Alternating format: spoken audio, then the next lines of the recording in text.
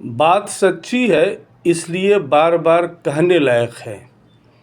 دیکھیے، دنیا سے وہی پاتا ہے، چاہے قوم ہو، چاہے ملک ہو، چاہے ایک شخص ہو، جو دنیا کو دیتا ہے۔ اور اس ترازو پر اگر آج آپ مسلم قوم کو تولیں گے تو آپ پائیں گے کہ دنیا کا مسلمان، صرف ہندوستان کا نہیں، دنیا کا مسلمان دنیا کو کچھ نہیں دے رہا ہے، اس لیے دنیا بھی اسے کچھ نہیں دے رہی ہے۔ اس میں کوئی مطلب نہ سمجھنے والی بات ہی نہیں ہے۔ اگر آپ دنیا کو کچھ دیں گے نہیں تو دنیا بھی آپ کو کچھ نہیں دے گی۔ یہ چیز اگر ہم لوگ مسلم قوم سمجھے اور اسے سبق لے تو مسلم قوم کی قسمت بھی بدل سکتی ہے۔ ابھی تو پوری دنیا میں سب سے زیادہ پٹنے والے مسلمان رہ گئے ہیں۔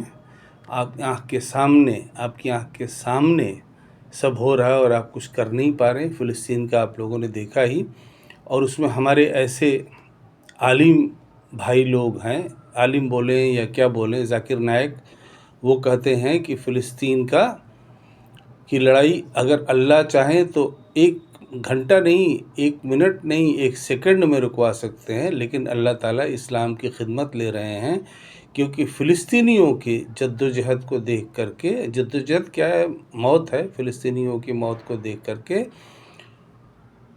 یہ یورپ میں 40,000 لوگوں نے اسلام قبول کیا ہے۔ یہ اسٹیٹسٹکس انہوں نے کہاں سے گڑھا ہے، یہ ذرا کوئی ان سے پوچھے، اور آپ لوگ بھی پتہ کریں کہ یہ اسٹیٹسٹکس کہاں، بھائی کس ملک میں کتنے مسلمان ہوئے ہیں۔ فلسطینیوں کے درد، دکھ اور تکلیف اور ڈسٹرکشن اور بربادی کو دیکھ کر کے، اسی طرح سے ہمارا ایک نعمانی صاحب ہے، مولانا صاحب، ان کا کہنا تھا آج سے 1.5 مہینے پہلے کہ صاحب دیکھیے گا 1-1.5 مہینے میں فلسطین کی جیت ہوگی، اسرائیل ہارے گا۔ اور ذرا وہ کھول کے دکھائیں آسمان کا وہ دروازہ یا زمین کا وہ دروازہ، جس سے کہ ثابت ہو کہ ہاں فلسطینی جیت گئے، اسرائیل ہار گیا ہے۔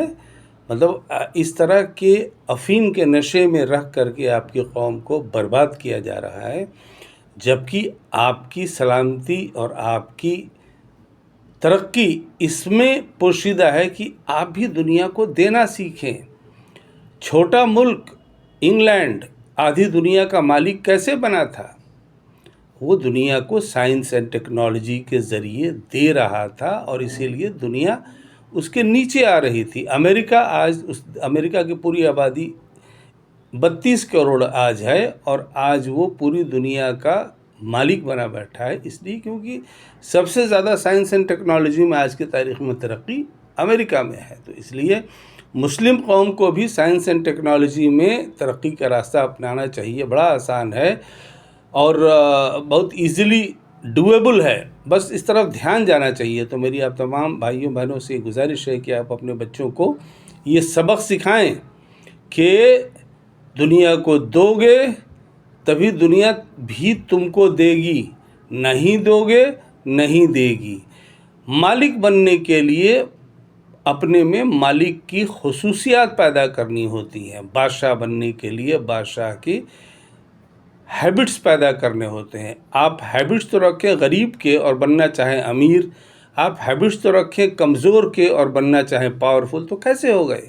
اور جب تک آپ دنیا میں پاورفل نہیں ہوں گے تب تک آپ دنیا میں انصاف کی لڑائی نہیں لڑ سکتے ہیں، اپنے لیے عزت کی لڑائی نہیں لڑ سکتے ہیں۔ دوسروں کی تو بات چھوڑیے، آپ اپنی عزت نہیں بچا سکتے ہیں۔ آپ دیکھ ہی رہے ہیں کیا ہو رہا ہے فلسطین میں، کیا ہو گیا، اور دوسری جگہوں پر بھی آپ دیکھ ہی رہے ہیں کیا ہو رہا ہے۔ تو اس لیے ہم آپ تمام لوگوں سے گزارش کریں گے کہ آپ لوگ اپنے بچوں کو صبح اٹھتے اور رات کے سوتے اور دن میں جتنی بار چاہیں یہ سبق دیتے رہیں کہ دنیا کو دو گے تو دنیا تم کو دے گی۔ باقی تو آپ اللہ کے لیے دے ہی رہے ہیں، آخرت کے لیے تو آپ دے ہی رہے ہیں، روزہ نماز کر رہے ہیں، سب کرتے رہیے، لیکن دنیا کو بھی دیجیے۔ آپ اپنی طرف چاروں طرف نظر دوڑائیے۔